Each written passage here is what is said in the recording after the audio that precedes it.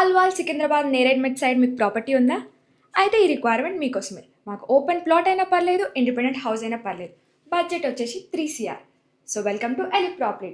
మరొక buyer requirement తోటి మీ ముందుకు వచ్చామన్నమాట.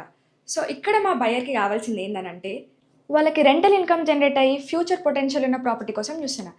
అందుకనే వాళ్ళకి ఓపెన్ ప్లాట్ అయినా పర్లేదు, ఇండిపెండెంట్ హౌస్ అయినా పర్లేదు. ఇప్పుడు లొకేషన్ చూసుకున్నట్టయితే వాళ్ళకి సికింద్రాబాద్, అల్వాల్, నేరెడ్మెట్ ఈ సరౌండింగ్ ఏరియాస్లో వాళ్ళు చూస్తున్నారు. ఇక్కడ వాళ్ళకు 2 ఆప్షన్స్ ఉన్నాయి. ఒకటేంటంటే ఇండిపెండెంట్ హౌస్. ఇండిపెండెంట్ హౌస్‌లో స్పెసిఫికేషన్ ఏందంటే వాళ్ళకు G+2 ఫ్లోర్స్ అన్నా, G+3 ఫ్లోర్స్ ఉంటే వాళ్ళు ప్రిఫర్ చేస్తారు. నెక్స్ట్ వచ్చేసి ఓపెన్ ప్లాట్. ఓపెన్ ప్లాట్ చూసుకున్నట్టయితే వాళ్ళకు 200 స్క్వేర్ యార్డ్స్ మంచి ఓపెన్ ప్లాట్ ఉంటే అది కూడా కన్సిడర్ చేశారనమాట. ఫేసింగ్ చూసుకున్నట్టయితే వాళ్ళకు వెస్ట్ ఫేసింగ్ అయినా, ఈస్ట్ ఫేసింగ్ అయినా పర్లేదు.